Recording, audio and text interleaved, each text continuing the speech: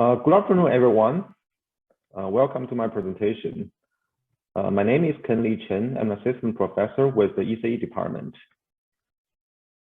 I'd like to thank you all for attending this seminar, and I'm also thankful to the organizers for providing this platform for us to share our research and build collaborations. Today, I'm going to share with you my latest research on next generation radio frontends towards spectrum and energy efficient wireless communications.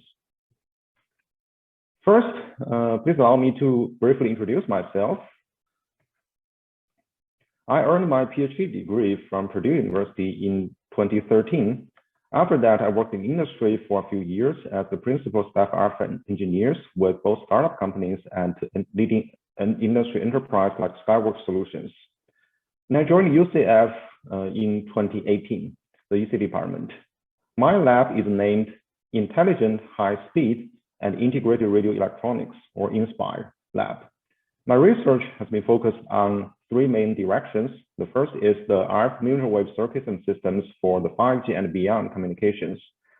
Then the second, the reconfigurable RF and millimeter wave electronics, as well as the disruptive radio technologies for the new communication paradigms. So far, my research has been funded by National Science Foundation, industry, and the UCF, mainly for the infrastructure support. So far, my group have received multiple prestigious and highly competitive research-based awards, including the first place Best Paper Awards of the IEEE International Microwave Symposium in 2020, which is the flagship conference of the IEEE Microwave Theory and Techniques Society. We also won the Best Paper Award of IEEE WIMICON 2019. Besides those paper awards, we also won several design competition awards, including 2 times and first place award in the IEEE MTDS power amplifier design competition and 2 times the first place in the carrier aggregation design competition. So far, my teaching portfolio includes 2 undergraduate courses and 2 graduate courses. One of them is the newly developed graduate course, the RFIC design. In terms of my service activities, I served as the associate editor with the IEEE Transactions on Microwave Theory and Techniques, which is the flagship journal of my research community. I also served as the chair of the IEEE Microwave and Antenna Society Untitled Chapter, as well as the TPC co-chair, NSF panelist, and a few other service roles. Before presenting my research, I would like to give you a brief introduction of our current and next generation wireless network. This triangular picture shows the 5G network and the ecosystem being supported. We are currently in the 5G era already. So as you can see, the 5G network, unlike previous generations, has 3 different application scenarios. The first one is on the top is the in-house mobile broadband that features the ultra-fast wireless speed. On the lower left corner is the massive machine type communications, which aims to connect a massive number of IoT devices. And lower right corner, it is the ultra reliable and low latency communications for those mission critical applications like self-driving cars. So 5G has already offered unprecedented quality of service, but the future 6G is already on the horizon. Although the 6G roadmap is still under development, a few evolutionary directions are clear. First, the data rate is going to be further elevated from gigabit per second level all the way to beyond 100 gigabit per second level in the next generation. Then the connected device, IoT devices, is going to be increased in volume to about 10 billion in next generation. And the latency is going to be lowered from millisecond level to sub 0.1 millisecond level. And the security will be a top priority for the future 6G. Besides those 3 corners, 6G also has another very important pillar, is about the sensing capability. By using the electromagnetic wave as the media, we can perform the localization of wireless users' devices, the spectrum sensing, and even imaging. So along this relentless development and evolution of our wireless system at the network, what's accompanied is the explosion of wireless data. This picture shows the growth of the wireless data globally over the past 15 years, up until 2015. As you can see, the growth is clearly in an exponential scale. So this explosion of wireless data actually causes two alarming issues: the energy crisis and the spectrum crisis. In terms of the energy crisis, as you can see from this figure, it shows the share of wireless network in global electricity usage. In 2020, the ICT as a whole consumed about 20% of the global electricity generated. And this already staggering number is going to be increased to 51% in 2030. So the energy sustainability of the entire human society will be endangered due to this humongous cost of wireless communication system. And also, it is going to exacerbate the global warming. On the other hand, the ever-increasing wireless data rate must be accommodated by more bandwidth, as indicated by channel theory. However, the supply of new spectrum to wireless communication increases in nearly a linear scale, which is far behind the exponential growth of the wireless data rate. So our spectrum is going to be more and more crowded and congested in the future. So my group has conducted leading research towards the solutions for those two crises, mainly in the domain of radio frontend.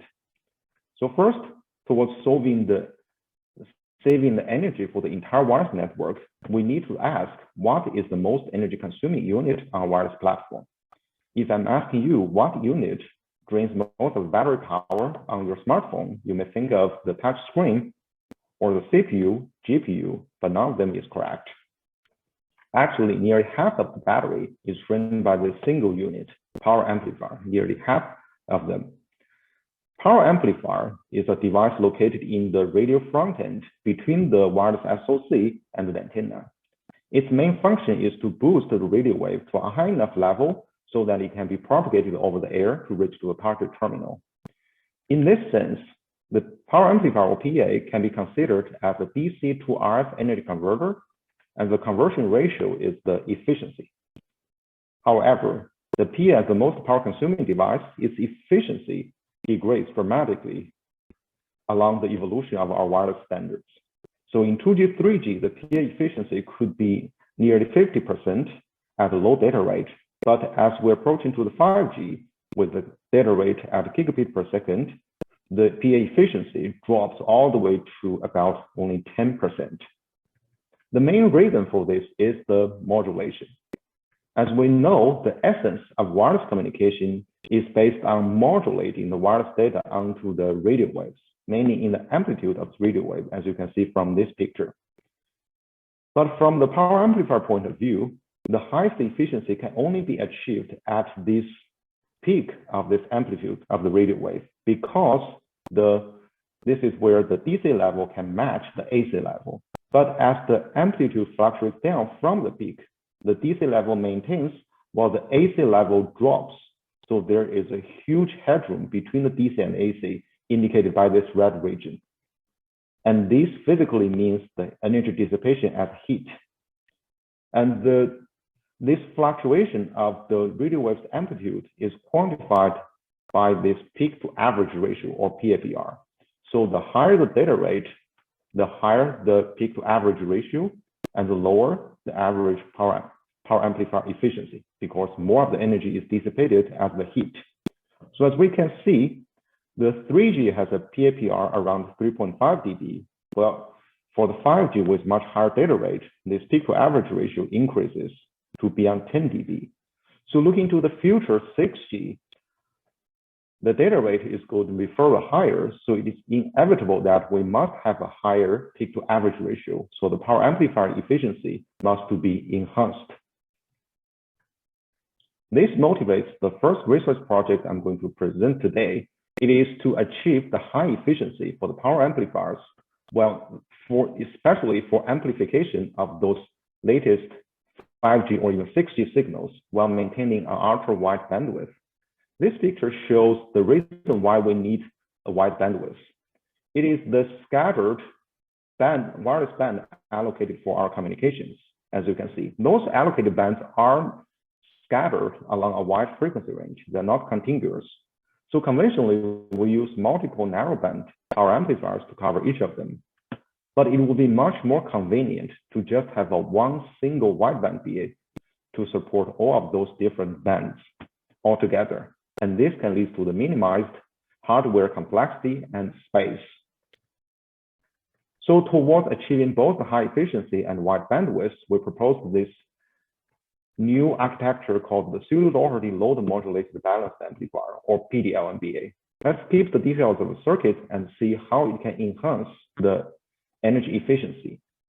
The reason why the conventional Class B PA that's currently used in our smartphone cannot achieve the high efficiency is due to the large headroom between the constant DC level and the modulated AC or RF radio wave. This is the reason why the Class B PA has the efficiency drops dramatically when the power backs off from the peak power down to the back off, as you can see from this curve. So the proposed PDLMBA is based on the technique called load modulation. With load modulation, it is able to make up this headroom between the radio wave and the DC in the voltage, while the modulation is still preserved and the current. With this, we can minimize the heat dissipation within the PA operation, this red region. As a result, the efficiency can be maintained over a large dynamic power range, as you show in this red curve. In comparison with our current prevailing load modulation technique, which is the Doherty DA, our proposed PDLMBA can offer a much higher dynamic power range, which is particularly suitable for the 5G signal latest. And another major advantage over Doherty is the wide bandwidth. PDLMBA can be nearly bandwidth unlimited, which is mainly advantage over the Doherty DA that is intrinsically narrowband. And this concept has been well validated with experiments. So the first prototype we developed, we can achieve a very high efficiency at the peak power and down to 10 dB back off. More importantly, this efficient performance can be maintained over a very broad bandwidth from 0.6 gigahertz all the way to 2.2 gigahertz. In comparison with the state of the art, the efficiency and bandwidth we have achieved clearly outperform the state of the art, especially we have demonstrated the widest bandwidth ever that doubles the widest bandwidth ever reported, the upper limit reported by the state of the art, as you can see from this picture. And I can tell you this is the world's first 4-to-1 bandwidth load modulation power amplifier ever reported. It is also the winner of the first place best paper award in a flagship conference. In the second prototype, the design was prioritized for achieving the highest possible efficiency. As you can see here, the second prototype also achieves the measurement performance that aggressively outperforms the state of the art, especially in terms of the efficiency. So in the next slide, I'm going to talk about the enhancement for the spectrum efficiency in the radio frontend techniques. So our previous generation of wireless communication is based on the single input, single output paradigm. And this is limited, has a limited capacity based on the channels theory. One way to enhance the spectrum is by using the multi-input, multi-output paradigm, which is named MIMO. In the recent years, MIMO concept has evolved from a few antennas to many antennas, also called massive MIMO. So with large antenna array, we can form multiple beams concurrently, and those beams can be assigned to multiple users concurrently. As a result, the average user capacity and the average spectrum efficiency per user can be scaled up by this MIMO factor M over N, where M stands for the number of beams and N stands for the number of users. So if the more beams that we can have, the higher the average user capacity and the spectrum efficiency. However, the use of antenna array brings about a classical issue. This is the antenna mismatch. When the array is radiating power for each individual antenna element, it also receives a signal from the adjacent element of the antenna. which is represented by this reflected wave, Bij here. And this reflection physically means an antenna load impedance mismatch. And this load mismatch can strongly affect the power amplifier performance that is associated with the antenna. So at the system array level, when all the PAs are connected to this antenna array, this antenna impedance mismatch can strongly affect the power amplifier efficiency as well as the radiated signal fidelity. This picture shows the EVM of the main beam signal when the beam is scanned to different angles in the azimuth direction and the elevation direction. As we can see, only within very limited scanning ranges, we can achieve this low EVM where we can support the transmission of high-speed modulation like 1024 QAM. However, within the majority of the scanning ranges in the red color, the high EVM can only allow us to transmit low data rate modulations like the 16 QAM. So as you can see, this main beam distortion due to antenna mismatch can strongly limit the spectrum efficiency of massive MIMO system, which invalidates its original purpose for spectrum enhancement. So it is a must-solve issue, and it motivates my second research project is on developing revolutionary load mismatch tolerable power amplifier and front-end solutions. So far, we have developed several revolutionary solutions, and here I'm going to introduce one of them. By the way, this project was funded by industry IMAC through the UCF Mid-Center platform, and it is now funded by NSF CCSS program. So this solution is based on a reconfigurable quadrature balanced Doherty load modulation PA. The uniqueness of this circuit is that it can be configured to two modes, the series mode and parallel mode, within a unified circuit. What's interesting is that those two modes have exactly complementary sensitivity to load mismatch, where series mode can well cover the left half when the load is mismatched in the Smith chart, while the parallel mode can cover the right half. So this concept has been demonstrated with this prototype circuit, and it is evaluated against a comprehensive set of load conditions. First, at this matched load, without any antenna coupling mismatch, both modes operate almost identically with very low EVM, down to 1.4%, and very high efficiency, close to 50%. And the mismatched load, if we can assign the different modes to different load conditions, as you shown in this figure, for the left half of Smith chart, we use the series mode, and right half use the parallel mode. We can actually maintain the EVM, a low EVM, and high efficiency, very close to the matched condition when the load is mismatched on this 2-to-1 VSWR circle. So this is called the mismatch-aware mode reconfiguration. With this technique, when the PA is operating in the massive MIMO antenna array, it is able to effectively counteract the antenna load mismatch. So this is very important to solve the main beam distortion so as to promise the highest possible spectrum efficiency of the massive MIMO communication, as well as the boosted energy efficiency. In the near future, I'm looking to the expansion of my current research portfolio, mainly in those three directions. The first direction is the AI-assisted autonomous operation of those proposed reconfigurable power amplifiers for the energy and spectrum efficient massive MIMO communications. I'm also looking to upscale those advanced circuit architectures from RF to millimeter wave, as well as the cross-layer research from advanced radio system to networking. So those research will create a lot of collaboration opportunities to experts in the AI machine learning, in the networking, as well as the wireless communications. In the longer term, I'm looking to pursuing more challenging research fields. The first one is the cross-disciplinary application of the RF and millimeter wave electronics.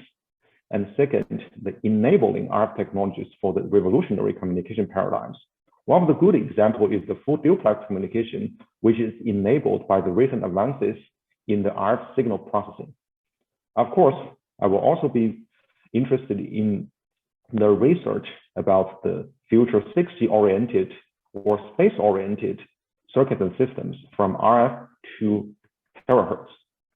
And last, I would like to thank the sponsors, the lab members, and other UCF faculty members for collaborating with me in the research and the proposal development. Thank you.